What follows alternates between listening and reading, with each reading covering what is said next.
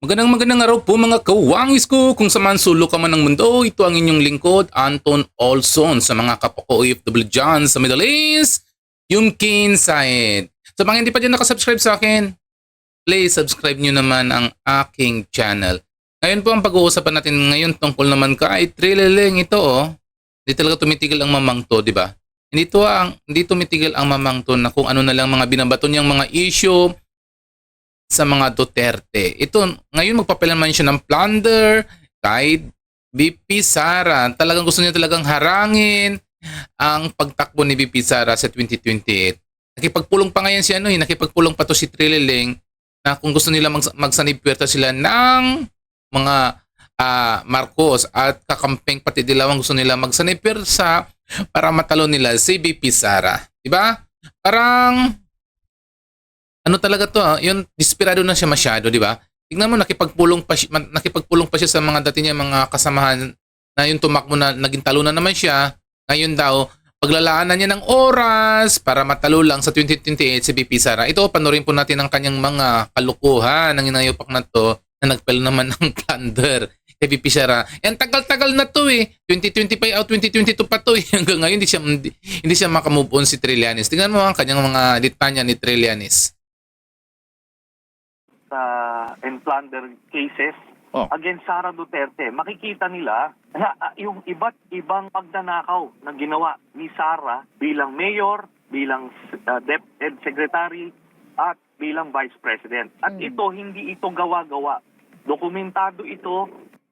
Wala pang pahayag si VP Sara sa planong pagsasampa ng reklamong plunder. Tinawag naman ng Vice Presidente raising effort ng ilang kongresista ang posibleng panibagong impeachment complaint na ihahain laban sa kanya. Pero, buwelta ni Manila Congressman Joel Chua, galing sa mga civil society at religious group ang reklamo laban kay VP Sara noong nakaraang taon. So, alam na natin yun na mangyayari yun. And as expected as well, magiging katulad lang din yan nung nakaraan na ginagawang fundraising. O diba? Tignan nyo. Sinagot sila ni VP Sara na ang ginagawa talaga ng file ng impeachment complaint ay isang fundraising lang yan. Siyempre naman kumukuha sila ng yung pera ko sa iba-ibang mga sektor kasi malaking pera yan ginagastos kapag nagpapile ka ng impeachment trial. So ngayon sumagot naman ito si Chihuahua. Ang nagpile naman daw ngayon civil society doon sa Kongreso. Pero sa kanyang panayam doon sa ibang mga istasyon, sila naman daw nag-ayos ng para mapaganda daw yung yung complaint at magkaroon ng madiin na reklamo. So ibig sabihin parang lumalabas din sila rin pala nag-aano diyan. Sila rin pala diyang nagkakampi-kampihan. Tingnan mo naman ang naging impeachment complaint ni VP Sara last year. Di ba yan si Chihuahua talagang grabe kapag pumahol? Sila nila Abante. Yung pala kalao na malalaman-laman lang na natin. Yung pala binayaran sila para pumirma lang sa impeachment trial kay VP Sara kasi gusto nilang kasing pabagsakin sa 2020 na eleksyon. So ngayon, buti nakarelieve si VP Sara dahil sa resulta na nilabas ng Supreme Court at kailangan may 1 year bago sila mag-file ulit ng impeachment trial sa Kongreso. Kaya ngayon si Chihuahua, pati ang ibang mga kongresista, pati ang ibang mga makabayan bloc, nagpaplano naman nag-file ngayon February 6. Kasi sa February 5, lapse na kasi yung pinel nila na impeachment trial.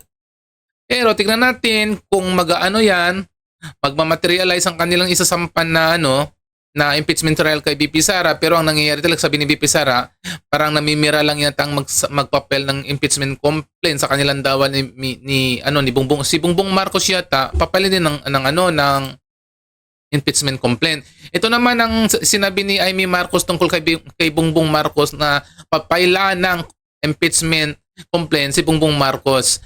Tingnan natin ang kanyang mga punto de vista ni Senator Amy Marcos. Sa PBBM po. Tatanungin niyo ako. Isa na naman drama series na mukhang tatagal ng 1 taon.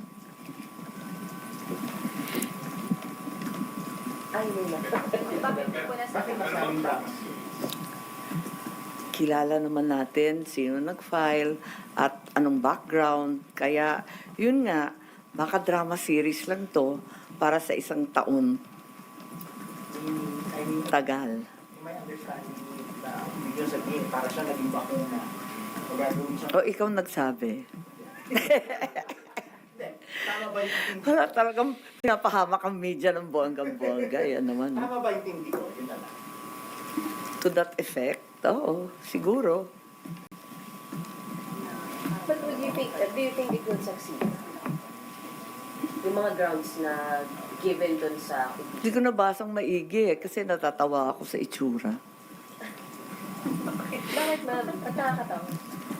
Wala. Masyadong obvious na drama series. Marami tayong napanood na pelikulang ganun eh. Yung isa pong grounds doon, yung pinagin po yung drug use. Bumenta na yun sa takilya. Po. Ma'am, yung isang grounds po kasi doon sa anim na nilisa sa konflict, yung supposed drug use po ni President. Doon po sa ground yun, do you think dapat po ma-impeach po yung kapatid tagal sa president? Hindi ko po alam. Hindi ko nabasang maigi.